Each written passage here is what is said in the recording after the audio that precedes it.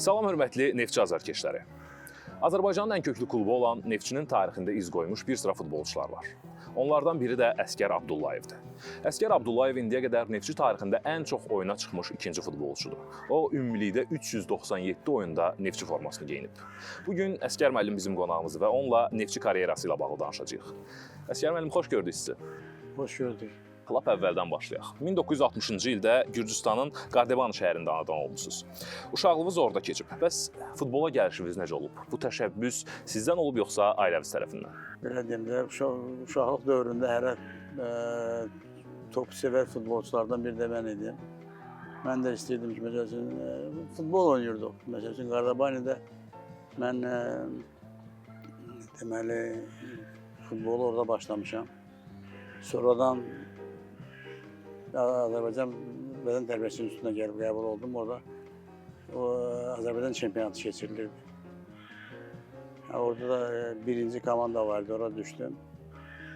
Oradan seçim aparırdılar. O seçim bu dövrlərində Neftçidən gəlib, məsəl üçün, Oğuzhan Abdullayev gəlmişdi. Seçim aparırdı. Onsa xoşbəxtlikdən belə deyim də, mənə maraq olub və mən Neftçiyə dəvət almışam onlardan sonra. O dövrdə də həm də Neftçi komandası bilir ki, hər adamın mənsub deyildi ora düşmək, hər adam arzusu da olsaydı belə. Ona görə də mənim heç ağlıma gəlmirdi ki, məsəl üçün, kimsə mənim haqqımda məsəl üçün belə fikir yaranacaq və məni bu komandaya dəvət edəcəklər. Əslində qalanda bu mənim üçün belə arzu edilməz bir şeydi də, belə həyata keçməz kimi bir şeydi bu. Çətin görünürdü də. Belə deyim də, ora düşmək hər adama mənsubu olmur. Hər adama Qismət olmur. Qismət olmur. Ona görə inandırıcı görmürdü. Hətta mən bir nəfər dostumla metroda gələrkən və soruşdum. Orada deməli ikinci divizyona da çağırdılar futbolçuları.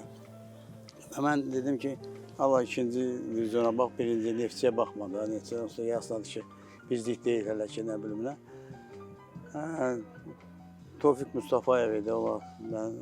O da götürdü, qazeti oxudu, dedi ki, səni Neftçiyə çağırıblar.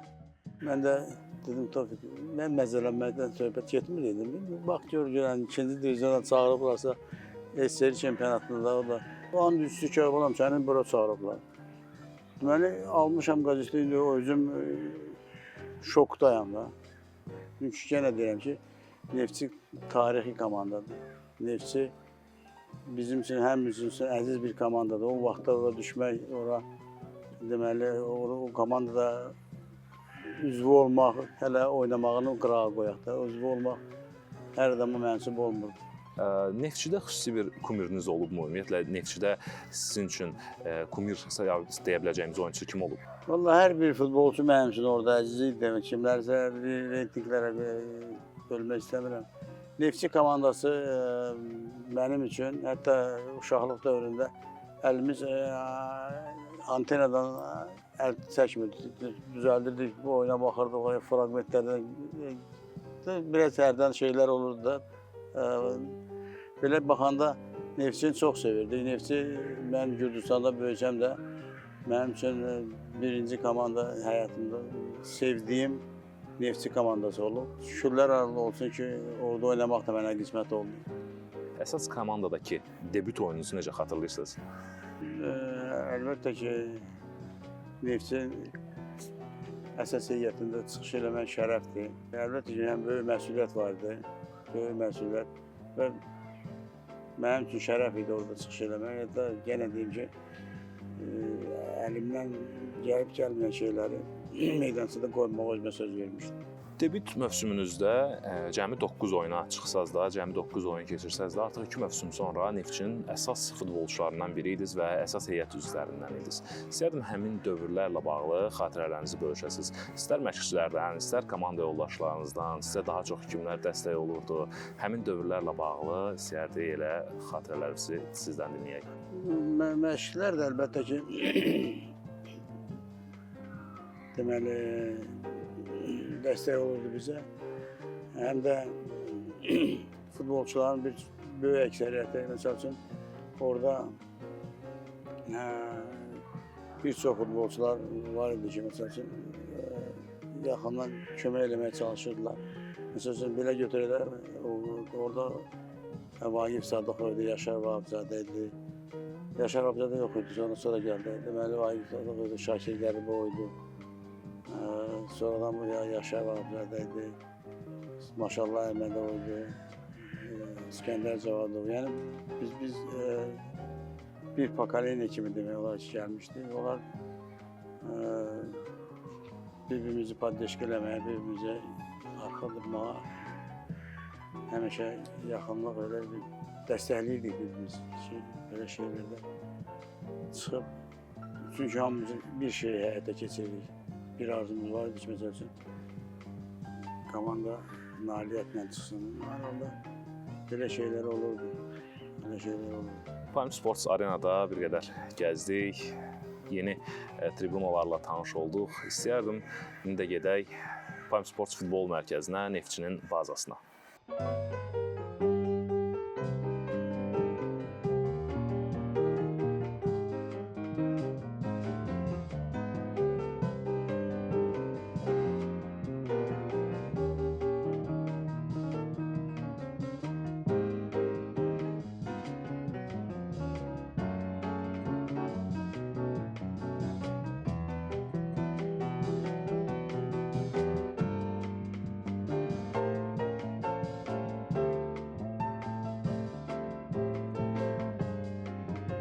Əskər müəllim, gəldik Neftçinin bazasına, Prime Sports Futbol Mərkəzinə.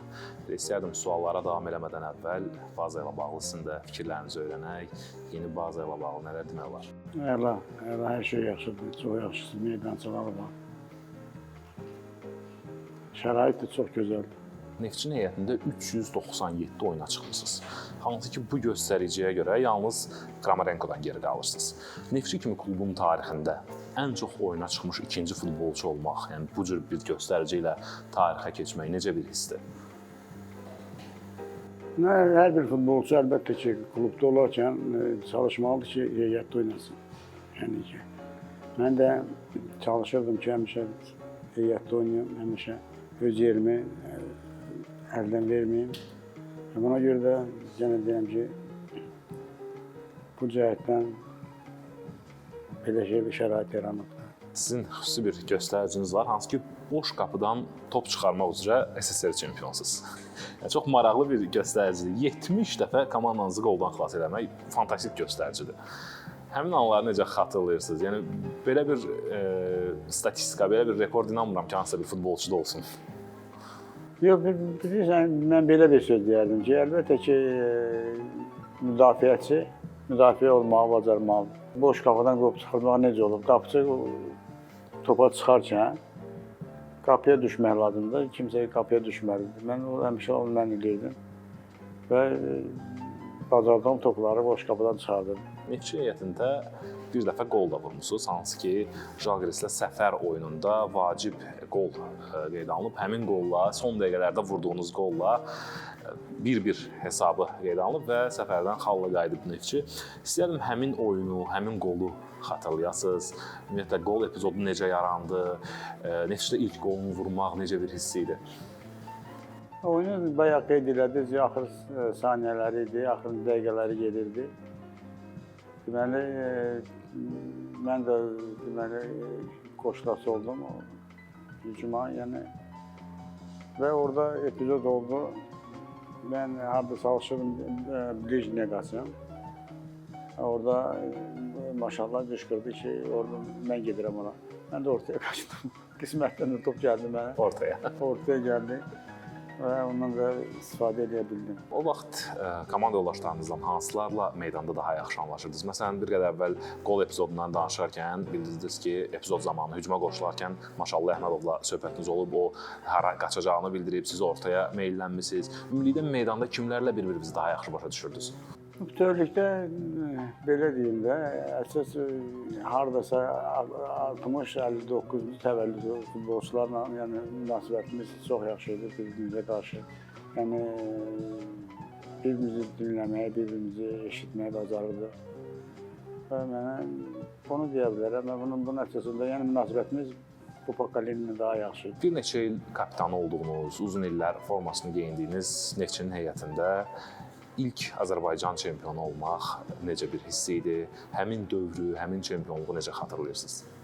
Xoş hal idi ki, biz çempion olduq. Çempion olduq deyəndə ki, o vaxt Neftçinin çempion olmaq etibarı, yəni klub olaraq, komanda olaraq, yəni o çox çətin də deyildi. Çünki Neftçidə öz futbolçularını qoruyub saxlamışdılar, heyət güclüydü. Bunun bu etibarla əsasən də çempion olmaq ehtimalı ən çox Neftçiyə mənsubdur. Bir rubrikamız var, 10 müdafiəçi adı seçilib və mən sizdən bu futbolçuları soruşacağam. Siz isə onları artıq növbəti futbolçunun kim olduğunu bilmədən sıralamalısınız 1-dən 10-a qədər. Başlayaq. Hər halda mən belə bir söz deyim ki, ola bilsin ki, mən o futbolçunun haqqında bizdən qabaq oynayan futbolçular olsa olsa, yəni dəqiq sırf məlumat verə bilmədiyim üçün üzrlü sayısında hər halda gördüyüm şeyə daha düzgün cavab verə bilərəm. Ona görə bu nöqteyi nəzərdən də çətinliyə düşməm üçün kimi sıralamalarda yerlərini biraz dəyişik eləsə üzrlü sayısında. Başlayaq ilk addan. Yaşar Babayev. 6-da. 6. Yaşar Babayev 6. Şakir Qəribov. Şakir Qəribov öz pozisiyasında mən gördüyüm bir nömrədir. Tərlan Əhmədov. Tərlan Əhmədov 4. Vladimir Bruxti. Elə futbolçular deyirsiniz ki, hamısı birinciyə, birə layiqdirlər. Amma bir dənə olduğu üçün ona görə məcbursan ki, Daha aşağı sıralara da kimsə qoyaq. aşağı məcburi. Yəni bəzilərində yenə qeyd edeyim ki, tam yadımda qalmayıb onların oyunları. Ona görə bu nöqteyi nəzərdən kimisə haqqını yemək istəmirəm. Amma deməliyəm də məcburam. Sual verirsiniz, cavab verməliyəm. 7. Igor Getman. Məncə 10-cu olsun. Asim Xudiyev. Asim Xudiyev. Asim Xudiyevlə bərabər oynamışıq bir komandada. Yəni oyundan xəbərim var. Asim Xudiyev. Neçə, hansı? 2, 3, 5, 8, 9. Bu sıralar boş qalır. 5 deyə 100 nömrəsini. Arif Əsədov. 8 deyək. Rəşad Sadıqov. Rəşad Sadıqov. Rəşad yaxşı daşınlı idi, xəbərim var ona. Yəni mən yanımda da oynayıb. Yəni 21-lərdə oynayıb, Naxçıvanında oynayıb. Sizin rəhbərliyiniz altında çıxış edib bəli. Şeyliyib və ona görə cavandırlar, qəbul edirlər 9-cu şey. Asəf Namazov. 2. 2. Əskər Abdullayev. O bir dənə 3 qalır da. Bir dənə heç qalıb bəli. Sonra 3-cü yerə Əskər Abdullayev Yox, yazılıb. mənə bəlkə başqasını deyim. Artıq siyahımız bu cürdür. Onsuz da siz növbəti adın kim olduğunu bilmirdiniz. Ümumilikdə sıralamadan nə qədər razı qaldınız? Təbii ki, bilmədən sıralamısınız. Valla belə deyim də, mən deyirdim ki, hər halda özümün orada olduğunu valla bilməmişəm. Və bilsəydim o üçün kiməsə verərdim. Ona görə sizə öz adınızın olduğunu demədim əvvəldə. Öz nömrəm düşdü mənə də. Hər halda yenə deyirəm ki, bir çox futbolçular mən Bruxti Gilzarda istər-istəməz bizim böyük qardaşlarımızdır, böyük futbolçularımızdır. Olublar və onlar haqqında sırf 100% mən çox şey bilmədiyim üçün ona görə çətinlik çəkirdim onlar haqqında yer seçimində. Ona görə də üzrlü sayısınlar. Əsas sıra deyil, o 10-luğa düşmək.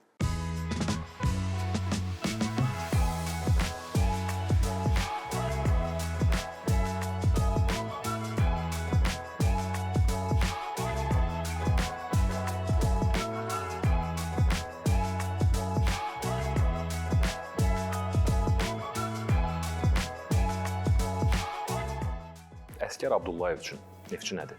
Mənim üçün Neftçi təkliyi və şəriki yoxdur. Karyeranızda vacib oyunların sayı az olmayıb. Biz bir qədər əvvəl sizin qol vurduğunuz oyundan danışdıq, müdafiədə kritik müdaxilələrimiz olan oyunlardan danışdıq. Və sizin üçün ən unudulmaz oyun hansıdır? Xüsusi olaraq xatırladığınız oyunlardan hansıların adını çəkə bilərsiniz? Hansı oyunlardan danışmaq olar? Bütövlükdə oyunları reytinglərə bölmək istəmirəm. Mən birdən onu qeyd edirəm ki, hər bir oyun vacibdir. Yəni, hansısa bir nailiyyət əldə etmək üçün hər bir oyuna diqqətlə yanaşmaq lazımdır, hər bir oyuna ciddi yanaşmaq lazımdır və səmərəli istifadə etmək lazımdır. Məşqçilərdən kimləri qeyd etmək olar? Sadə desək, kimlərdən daha çox şey öyrənmisiniz deyə bilərik? Hər halda hər bir məşqçidən biz çoxlarından çox şey öyrəşmişik. Yəni, indi burada adları çəkmək istəmirəm. Yəni bizdən böyük olan məşqçilərdən, yəni yaş etibarilə nəzərdə tuturam. Onlardan çox şey götürmüşük və çox şey öyrənmişik. Artıq gələk karyeranızın sonlarına, hansı ki, Neftçidə karyeranızı bitirərkən futbolçu olaraq siz, mən sizin bir müsahibənizi izləmişəm, orada İlyas Əfəndiyevin Geriyə Baxma Qoca romanı haqqında danışmışsınız. İstəyərdim elə həm karyeranızı bitirdiyiniz andan, elə həmin əhvalatı bir də danışasınız, həmin əhvalatla bağlı sizi dinləyək, həm də elə həmin romandan, həmin əsərdən sizə uyğun, özünüzdə gördüyünüz nələrsə varsa onları deyəsiniz. Hər halda o bazada olanda axır zamanlar fikirləşdim ki, deməli bitirmək lazımdır futbolu, yəni ki. Və sumkanı götürdüm, dedim gedim qoyum sumkanı və Çingiz İsmailov gördüm yolda. Yəni bazanın sahəsində görəndə ona dedim ki, o dedi, hara gedirsən, hara gedirsən mənə dedi. Mən də dedim ki, kitab götürmüşdüm əlimə, bir kitab, onu da verdim, dedim, üstündə nə yazılıb oxuyun Çingiz mənim. Yine baxdı, yazıb, üstünə yazılıb ki, geriyə baxma qoca. Dedim, qoca getdi, sağ ol. Sizə təşəkkür eləmək istəyirik. Həm Neftçi tarixində qoyduğunuz izlər üçün qeyd edək, bir daha xatırladaq bütün izləyicilərə ki, siz Neftçi tarixində ən çox oyuna çıxmış ikinci futbolçusuz, 397 oyuna çıxmaqla, həm də bugün gəldiyiniz, bizim qonağımız olduğunuz üçün təşəkkür edirəm. Sağ olun, minnətdaram, Allah kömək. Mən də sizə öz minnətdarım bildirirəm ki, məni yada salmışsınız hər halda. Mənim bugünkü gündə ən əziz komandamın yenə haqqında söhbətlər eləyik. Buna görə çox sağ olun.